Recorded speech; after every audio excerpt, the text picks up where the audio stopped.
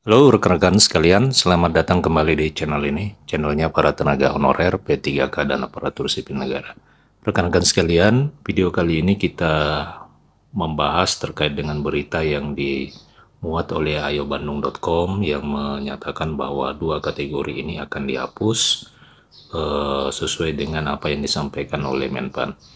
Untuk itu kepada rekan-rekan, berita dan informasi selengkapnya silakan disimak secara lengkap video ini untuk mendapatkan informasi secara utuh dan menyeluruh. Rekan-rekan sekalian, mohon maaf Bapak Ibu yang masih memiliki antusias menjadi tenaga honorer demi masa depan. Ternyata dua kategori honorer berikut ini ternyata resmi akan ditutup oleh pemerintah.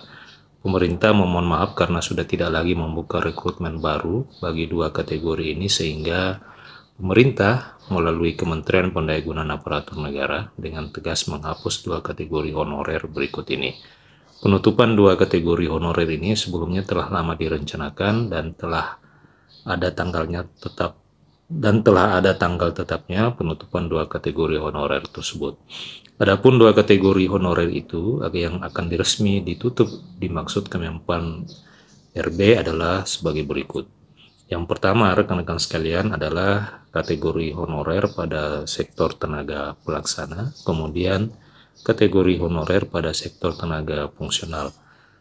Walaupun Kementerian Pendayagunaan Aparatur Negara tidak secara gamblang dan merinci menyebut apa saja dua kategori honorer pada sektor pelaksana dan fungsional tersebut, namun pemerintah telah menegaskan jika dua kategori honorer di atas itu tidak lagi ada penerimaan honorer baru di dua kategori honorer di atas.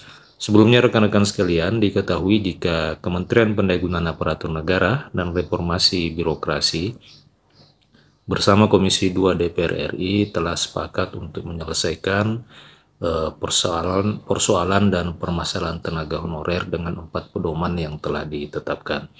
Dilansir dari situs menpan.go.id, 4 pedoman tersebut yang pertama adalah penanganan honorer atau non-aparatur sipil negara itu akan dilakukan dengan prinsip menghindari pemutusan hubungan kerja secara massal. Kemudian yang kedua adalah menghindari pembengkakan anggaran, dan yang ketiga adalah tidak mengurangi pendapatan yang setiap bulannya diterima oleh tenaga honorer. Serta yang keempat adalah berdasarkan regulasi atau peraturan yang ada. Nah, rekan-rekan sekalian, penutupan dua kategori honorer tersebut juga dilakukan oleh karena bentuk antisipasi dari pemerintah agar tenaga honorer itu tidak bertambah secara terus-menerus. Sebelumnya, Alex Denny selaku Deputi Bidang SDM Aparatur Kementerian Pendayagunaan Aparatur Negara mengungkapkan jika Undang-Undang Nomor 5 Tahun 2014 hanya tersedia bagi PNS dan P3K, sehingga pemerintah menghimbau kepada seluruh instansi daerah dan kepala daerah untuk tidak lagi melakukan penerimaan dan rekrutmen honorer untuk memenuhi kursi yang kosong, karena kursi tersebut hanya perlu diisi oleh pegawai negeri sipil dan P3K.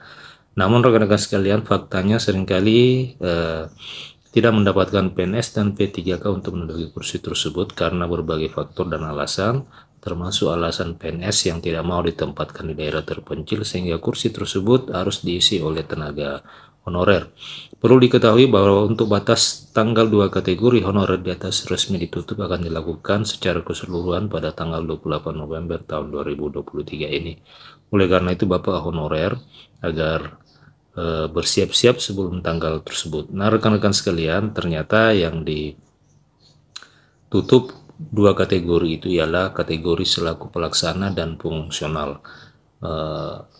Artinya pemerintah sudah melarang kepada pemerintah daerah atau kepala daerah atau pembina kepegawaian yang ada di daerah untuk menerima dan merekrutmen tenaga honorer yang bergerak di dua jabatan honorer tersebut, yakni jabatan fungsional dan jabatan pelaksana. Nah, rekan-rekan sekalian, demikian informasi apa yang dimuat oleh media ayobandung.com terkait dengan penutupan rekrutmen tenaga honorer pada dua kategori honorer yang telah disebutkan di atas. Terima kasih telah menyaksikan, sampai jumpa di video berikutnya.